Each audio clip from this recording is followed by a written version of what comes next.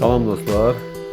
Lerik rayonunun Hamarmışa kəndində çayın kənarında gördüğünüz bu ev hem günlük kiraya verilir, hem de satışdadır. Yani 20 sotun içerisinde ev tikilib, çaya mesafe 40-50 metrdir. Ev 2 yataq otağı, mətbəx, sanitar qovşaq və qonaq otağından ibarətdir. Evin balkonundan görünən belə bir möhtəşəm mənzərə. Ev kupçaldır. Maraqlanan şəxslər profildəki nömrə ilə təxmin edirlər. Təcili satılır. Bütün əşyaları ilə tam təmirli evdir. Gəlib yerində də baxa bilərsiniz.